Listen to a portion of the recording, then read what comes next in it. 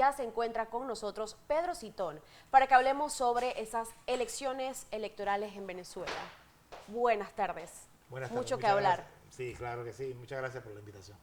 Así es. Bueno, vamos a comenzar hablando de cómo fue todo ese panorama, bastante tenso, muchas denuncias, muchas irregularidades, y a pesar de todo esto, se cumplió lo que era un secreto a voces, la reelección del tercer mandato de Nicolás Maduro.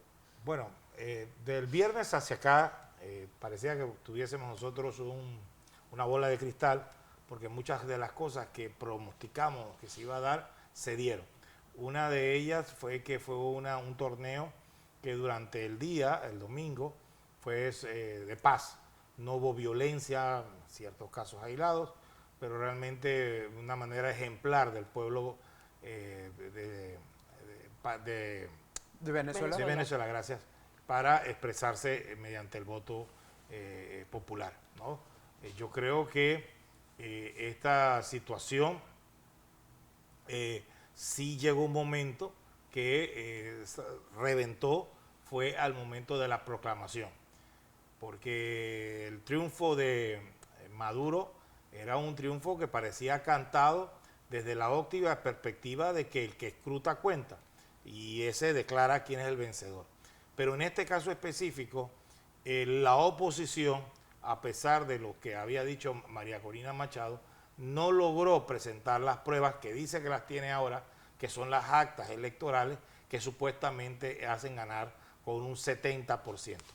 Yo traté de hacer una matemática simple para que se haya dado un fraude electoral como plantea la señora Machado. Tenían que haberse dado 2.5 millones de votos dentro de todo el sistema electoral de esas máquinas. Así que es muy fácil detectar que una gran cantidad de máquinas se requerían para hacer un fraude electoral. Así que si la señora Machado tiene esas actas, lo más correcto sería que el día miércoles que se va a hacer la Asamblea General de la OEA, en donde se van a aplicar el tema de la Carta Democrática, ella presente esas pruebas a todos los países miembros de la OEA para que se ejecute entonces y se tomen una serie de sanciones que contempla dicha normativa internacional pro democracia. Precisamente, don Pedro, reitero también las buenas tardes. Hablábamos acerca de ese sistema informático de Venezuela, el sistema electoral, como uno de los más robustos de la región, precisamente porque al momento de realizar el voto, de ejercer el voto, te da un comprobante, y precisamente por eso también se pide lo que es ahora una auditoría, una revisión y un reconteo de los votos. Pero también ahora se está hablando, y el propio Sistema Nacional Electoral de Venezuela adelantaba al momento de hacer esa declaración de Maduro como presidente electo, hablaban de hackeos, de ciberataques. ¿Cómo entonces sabemos de que eso no se dio y quien lo perpetró no es el mismo que hoy se ha proclamado como presidente de esta nación? Bueno, son cosas que el Consejo Nacional Electoral deberá explicarlo. Ellos prometieron que todas las actas escrutadas iban a estar en su página web para que la gente las revisara. Permítame recordarles que en el 2015, cuando la oposición ganó la Asamblea Legislativa con una mayoría calificada, fue con ese mismo sistema electoral. O sea que no es novedoso, y pareciera que cuando el chavismo gana es fraude y cuando la oposición gana es en buena lid. No, yo creo que esto debe entenderse que las expectativas, las altas expectativas que tenía la oposición venezolana no se cumplieron. Pero, hombre, por las razones que sea, pero no se cumplieron. Pero en ese momento se publicaron las actas, don Pedro, ¿y por qué ahora, en el momento en donde se estaba haciendo el conteo de los votos, no estaban las actas disponibles, el sistema estaba caído, los ciudadanos venezolanos y los que estamos fuera de Venezuela y queríamos hacer una labor periodista y estar al tanto de lo que acontecía, no teníamos acceso a la información? Esa es la razón de ser por la cual una serie de países han pedido que haya una reválida de todos esos datos y se justifique o se aclare ese concepto que usted menciona de hackeo al sistema y qué tanto pudo haber afectado la propia calidad de las mesas, el blindaje que tenían las máquinas electorales. Pero eso es un tema ya técnico, un tema que se debe manejar con expertos en la materia. En esta ocasión, hasta el mismo Centro Carter ha pedido esa revisión de sus estándares porque no confía plenamente en esos resultados. Pero lo que sí es cierto, y trato de rescatar, es que si la líder de la oposición, la señora Machado, dice que tiene, ahora no recuerdo cuánta cantidad, 40%. 40% de unas actas con el 73%, mire, eso solamente eso ya da pie a que se entienda entonces que hay un fraude electoral masivo. Pero si ella, que tiene las pruebas, no las presenta a la opinión pública para que sean escrutadas, entonces también dista de la situación de verificar si realmente son verídicas o no esas actas que ella mantiene. Pues se informa que todavía siguen llegando algunas actas y que están en el tema de oficializarlas, registrarlas, para poder entonces hacer esa denuncia pública. Ella informa de que ganaron en todos los estados de Venezuela. O sea, esto es un escenario bastante complejo para analizarlo. También ayer que estuvimos dando seguimiento a esta noticia, en ese discurso de Nicolás Maduro, que prácticamente fue bastante desafiante, ¿no? En cuanto a la comunidad internacional y demás, pudimos observar que él estaba bastante seguro de este triunfo, a pesar de que muchas personas indican que fue un fraude electoral. Bueno, sí, mire, hasta el periodista Fernando Rincón de CNN manifestó que él no podía creer que alguien ganase en todos los estados, en todas las circunscripciones y en todos los estratos sociales sin mostrar prueba alguna. O sea, esas son las dudas que a uno que tiene dos dedos de frente, tiene alguna experiencia en temas electorales, inmediatamente se le da. Porque si yo tengo la prueba reina, que son mis actas, yo estaría hoy pavoneándome con ellas en todos los centros de debate, en los think tanks de democracia, en vez de estar blofeando, porque ella sigue blofeando, que tiene las actas, pero no las muestra. Entonces yo creo que también ha faltado por parte de la oposición venezolana el hecho cierto que muestre las pruebas que tiene para contrariar las de las oficiales por el Consejo Nacional Electoral. Y esto que ha dado a pie de que como hay países que han solicitado precisamente que se revisen esas actas del Consejo Nacional de Elección, lo que la respuesta del gobierno venezolano ha sido suspender o romper relaciones diplomáticas con esos países, incluyendo Panamá. O sea, ya Maduro se siente todopoderoso en su segunda renovación de mandato porque ha recibido el apoyo de países claves, como habíamos dicho, China, Rusia, Ecuador, Nicaragua, Cuba y otra serie de países africanos y del Caribe, que en donde él ya siente que hay pocos países que le están cuestionando a él. Y hay otros países como México o Brasil que están próximos a reconocerlos. Entonces, ese es el hecho cierto de que él se sienta ahora retador, se sienta ahora que puede retar a los demás países del área y romper relaciones. Tocando el tema de los países que están respaldando esta decisión, hablamos de Cuba, de Nicaragua. ¿Por qué usted piensa de que estos países están respaldando a Nicolás Maduro en vez de mantenerse en un escenario o en oposición o de manera neutral? Bueno, ya lo habíamos explicado un poco el viernes pasado en el tema de la geopolítica internacional. Esta elección parecía una elección nacional típica criolla, pero detrás de ella hay una serie de intereses geopolíticos. Y uno de los más importantes es el tema del petróleo. Y el petróleo sirve para abastecer en un trueque de médicos y de educadores a favor de Cuba que requiere el petróleo. Y están dentro de ese eje que los Estados Unidos llaman a los países el eje del mal, ¿no?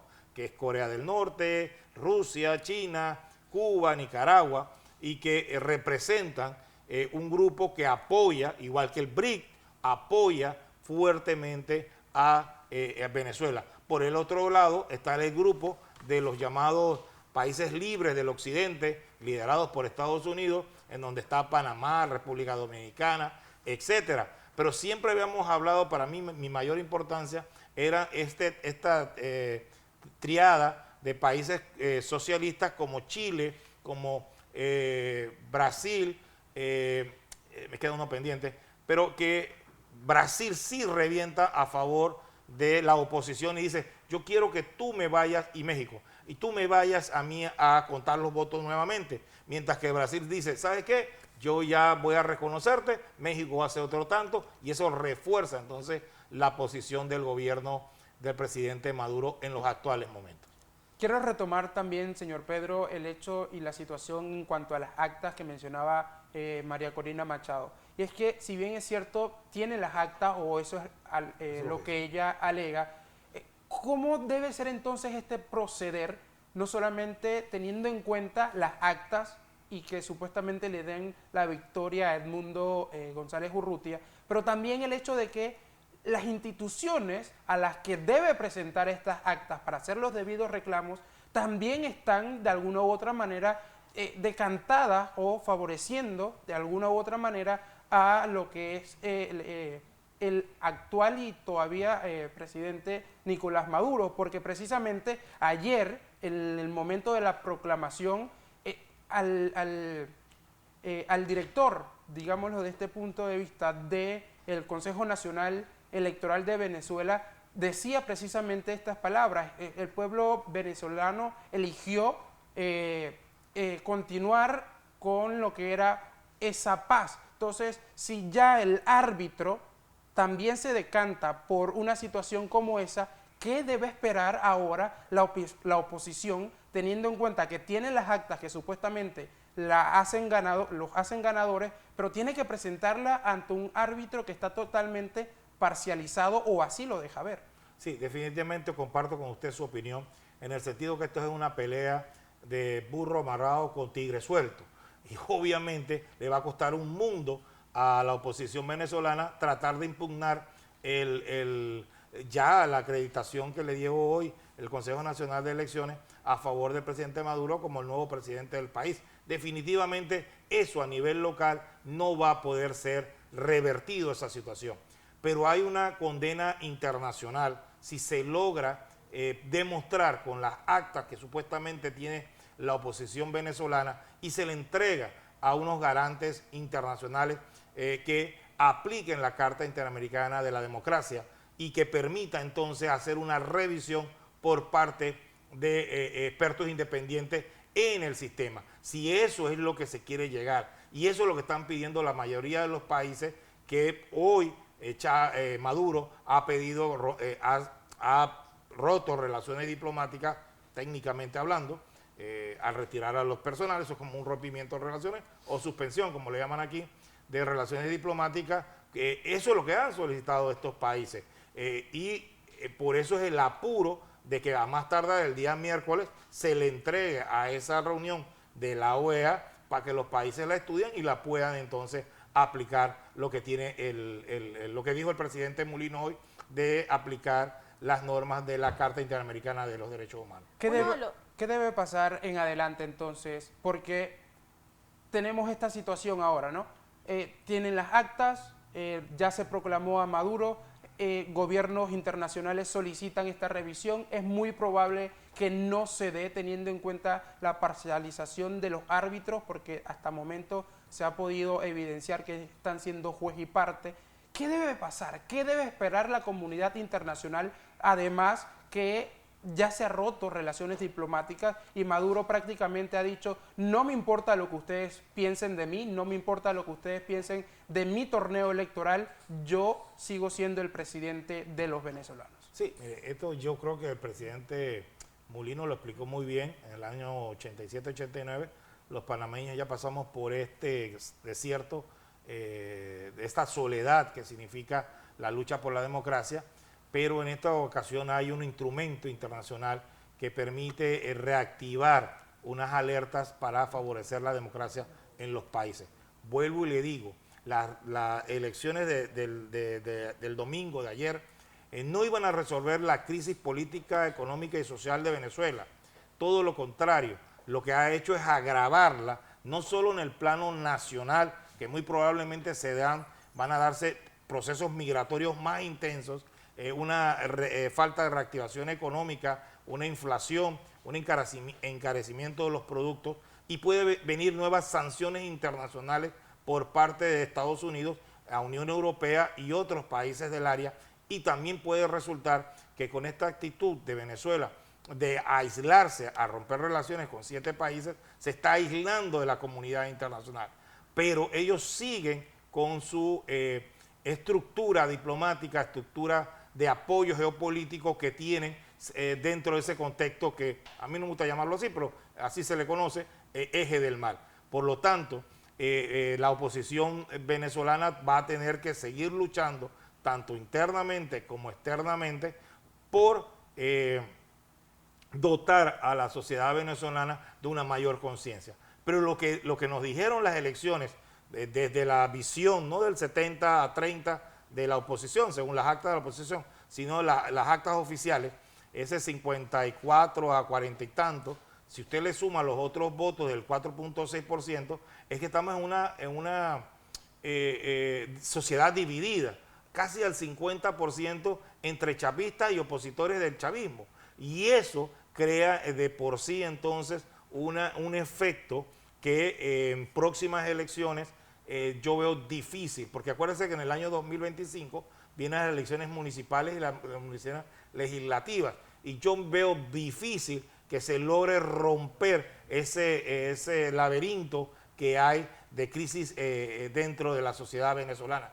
O sea, si yo pensaba antes de las elecciones, antes del domingo, el viernes, que podían pasar 20 años antes de resolverse esta crisis económica, política y social, que era mi visual que yo tenía, yo creo que ahora podemos hablar de 50 años fácilmente, porque van a haber 5 años más de gobierno chavista, 5 años más de intolerancia entre las partes políticas, y todo eso degenera en un sistema de caos, y que lo único que produce es una migración de los sectores populares o de los sectores jóvenes, una fuga de cerebros y un enrarecimiento dentro de la sociedad venezolana.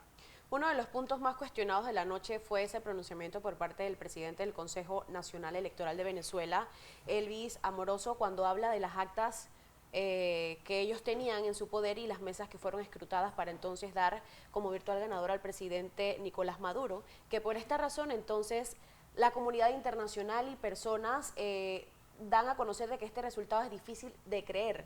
¿Puede él, con esa cantidad de actas y con todo lo que sucedió en el tema del conteo de votos y las irregularidades presentadas, anunciarlo de esta manera oficial? Mire, yo le voy a ser honesto. Yo entendí que se hizo un solo conteo al final del 80% producto del hackeo. Y eso se puede entender, ¿no? Porque usualmente al 20%, al 30%, al 40% van aumentando a medida que lleguen las actas. Para mí fue muy extraño que fue un solo conteo, hasta que escuché que había habido un tema de hackeo que lo deben explicar las autoridades venezolanas para poder que la opinión pública internacional lo entienda. Pero el otro tema es cuando el presidente Boric dice que esas actas o ese resultado de proclamación por parte del Consejo Nacional de Elecciones, lo que usted acaba de decir, no refleja la voluntad popular. A mí me extraña, y le voy a decir por qué me extraña, porque también acabo de escuchar a un diputado panameño decir, no, es que las actas que mantiene la señora Machado, pero si nadie ha visto esas actas, ¿cómo uno puede decir que no tiene expectativas de que lo que ha dicho por el Consejo Nacional de Elecciones es realmente el reflejo de la voluntad popular? Porque usted no se puede quedar solamente en las encuestas. Si las encuestas fueran el único motivo por el cual se escogería a presidente, entonces ¿para qué hacer unas elecciones? Agarramos 3 de 2 encuestas y ese es el que ganó la elección. Entonces yo creo que lo más cercano al reflejo de la voluntad popular son las actas emitidas por el ente oficial. Y por más que digan que eso están preñados, esas máquinas estaban preñadas, que se hizo un fraude electoral masivo, le toca a la oposición mostrar sus cartas, mostrar sus actas y mostrárselas a la comunidad internacional como a los venezolanos. porque les voy a explicar. Cuando esta señora habla, la señora Machado habla de que ellos tienen el 70%, yo hice una suma y una resta y una multiplicación y eso da 2.5 millones de votos que fueron alteradas en todas las máquinas que se sirvieron esa noche, ese día. ¿Qué quiere decir eso? Que en cualquier verificación que usted hiciera, alguna de esas máquinas usted la detectaría inmediatamente de que fue alterada, de que fue no reprodujo fielmente el resultado del domingo. Y eso cualquier técnico en estos momentos se hubiera podido dar cuenta. Por eso alguien está mintiendo y lo único que se requiere es que se hagan por técnicos, por una verificación independiente, se dé ese hecho cierto de verificar las máquinas. Yo le digo que la experiencia que yo he tenido, de que he escuchado a los expertos hablar de esas máquinas de contabilizar votos, de escrutar votos, es que son no una de las mejores, son las mejores de Latinoamérica a la hora de contar votos. Tienen un doble sistema de verificación manual y electrónico y se le da a las personas que puedan estar presentes a la hora de hacer el escrutar los votos y se le da a cada uno de los testigos copia del acta. Por eso ellos tienen copia del acta. Entonces, si yo le doy una copia del acta a usted y yo le doy una a Edward y no concuerdan, obviamente algo ha pasado que en el camino se dañó. Entonces, eso es lo que estamos esperando que haga la oposición, porque la oposición, mire, cuando en el año 89 aquí anularon unas elecciones, era imposible, el resultado era 70-30, era exactamente igual. Y era tan imposible robarse las elecciones o hacer un fraude masivo que tuvieron que anularlas. Entonces, porque uno tenía las actas y las actas no reflejaban, ahí sí no reflejaban el registro del voto que daba el Tribunal Electoral. Por lo tanto, e insisto una y otra vez, desde la mañana vengo diciéndolo, lo vengo diciendo en las redes sociales, lo importante es que la oposición cargue con sus actas y se las muestre a la comunidad internacional, es donde ellos están haciendo la lucha, pero también se la muestre al pueblo venezolano para que se den cuenta que el señor Maduro supuestamente es un candidato o un candidato ganador espurio. Sí, precisamente María Corina Machado en esa conferencia de prensa hacía alusión de que en minutos, o más bien en horas, ya teniendo en cuenta el momento de esa conferencia de prensa, ella anunciaba de que estarán disponibles las actas que ellos tienen, porque las van a digitalizar y las van a colocar en un sitio web en donde con un número de cédula de los venezolanos se podrá tener acceso a toda la información a la que ellos han podido tener acceso. También hay que recordar, señor Pedro, que durante este proceso electoral la oposición denunció que muchos de sus testigos en las urnas no se les estaba permitiendo el ingreso para precisamente el conteo de los votos o el escrutaje como tal. Ahora bien, han pasado las elecciones ya de alguna u otra manera en Venezuela. El plano internacional parece estar caótico teniendo en cuenta pues la situación en la región, hablamos acá en nuestra América. ¿Cómo es el panorama ahora con esta situación que Venezuela se aísla prácticamente de países como Panamá, tenemos Costa Rica, igual Argentina, Perú, Chile? Entonces, ¿cómo debe ser o cómo va a ser el comportar de estas naciones teniendo en cuenta que hay un país que prácticamente no quiere relacionarse con ninguno de ellos? Mire, yo he hablado siempre que existe una cosa que se llama la diplomacia prudente. La diplomacia prudente es la que te permite así a ti a participar, ser mediador en los grandes problemas latinoamericanos o mundiales, ser la persona que puede participar como un gestor para resolver una crisis política. Pero eso conlleva neutralidad. Y al llevar neutralidad, tú tienes que mostrarte parco y a veces muy criticado porque te dicen, no, que tú no tomas partido a favor de la democracia o tú no tomas partido a favor de la libertad, eres un gobierno blandengue, etcétera, etcétera. Entonces los líderes se quitan ese mote y entonces se toman partido por el más débil usualmente, en este caso la oposición. Pero eso te aleja a ti de poder contribuir a resolver una crisis que es la crisis que tenemos con Venezuela, que afecta a toda la región. Y no hay un país de la región que no se vea afectada porque migrantes hay desde el cono sur hasta Canadá, pasando por Europa y yendo hasta Asia. Así que ese es el gran tema y la gran relevancia. Ahora tenemos un segundo tema que es la democracia dentro de uno de los países que más queridos por el libertador Bolívar, que es Venezuela. Y eso nos da intranquilidad y le voy a explicar por qué. A los Estados Unidos más que nadie. Porque la relación muy cercana que tiene el gobierno venezolano con Rusia no es bien vista por los Estados Unidos, que usualmente, tradicionalmente, Venezuela era su delfín dentro de Sudamérica para los temas del ejército. Ahora hay un ejército, como lo he explicado, politizado, chavista, que se llama el ejército bolivariano, que está recibiendo apoyo y ayuda del ejército ruso. Entonces, en un mundo en donde, si usted se da cuenta, Rusia está peleando con Ucrania, en un mundo donde China está tratando de recuperar Taiwán y en donde hay la guerra del Medio Oriente esta de judíos y palestinos, usted necesita a sus aliados naturales. Y ese tema es muy importante para los Estados Unidos.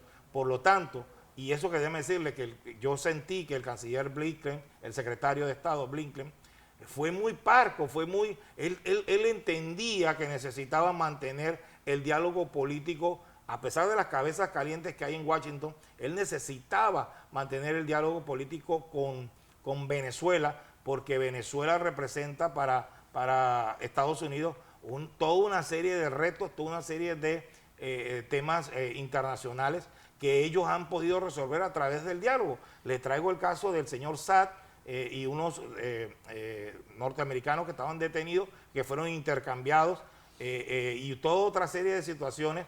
El tema pendiente que tienen con la distribuidora de petróleo de PDVSA, que es Citgo, que está ahora allá retenida en Estados Unidos. Bueno, toda esa serie de situaciones es la que entiende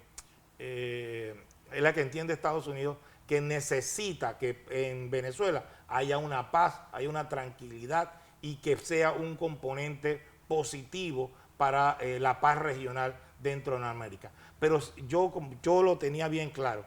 El domingo lo que se iba a ver un incremento de la crisis que efectivamente se ha dado. Hay una falta total de paz y seguridad internacional en esa región que está afectando ahora el comercio, porque todo es, mire, vamos hipotéticamente, hoy Panamá rompió relaciones diplomáticas, por decirlo de alguna forma, y en retorsión, Venezuela también rompió relaciones diplomáticas con Panamá.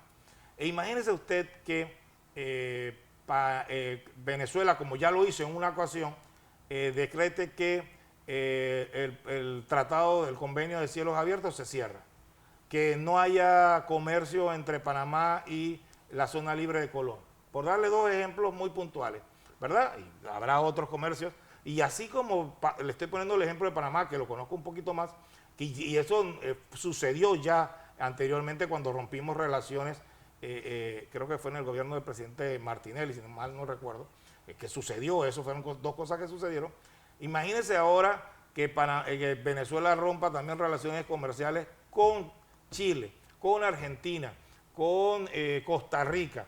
Imagínense lo que va a ser lo que va a afectar comercialmente a esos países que venden o compran hacia el lado de bilateral. Entonces no es tan sencillo como la gente piensa, de que, bueno, es un problema de actas, es un problema de que no se contaron bien, es un problema que la señora ganó con el 70%, o el candidato del mundo, González Urrutia, ganó con el 70% y este se reelige 6 años. No, detrás de eso conlleva toda una serie de componentes que van a afectar la vida de los venezolanos en primer lugar, y posteriormente también de todo y cada uno de los latinoamericanos que hoy por hoy Venezuela ha roto relaciones.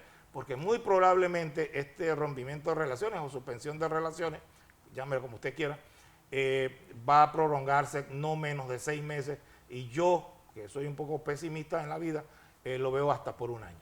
Así es, bastante que conversar acerca de este tema, pero bueno, el tiempo apremia. Y bueno, hablando un poco antes de ir al cambio de ese discurso de Nicolás Maduro poco conciliador, algo que llamó la atención fue cómo arremete contra el presidente de Argentina, Milei, que lo menciona de fascista, habló de nazi, tantas cosas que también obtuvo su respuesta. Creo que fue una de las cosas que más quedó de ese discurso del presidente. Dice en las Maduro. redes sociales que Maduro contrató a Durán para que lo vaya a entrenar boxísticamente o para pelear un round con Milei. Lo que es cierto, mire, lo cierto es que obviamente también hay lo que también hablamos el viernes pasado, el péndulo ideológico, la derecha y la izquierda.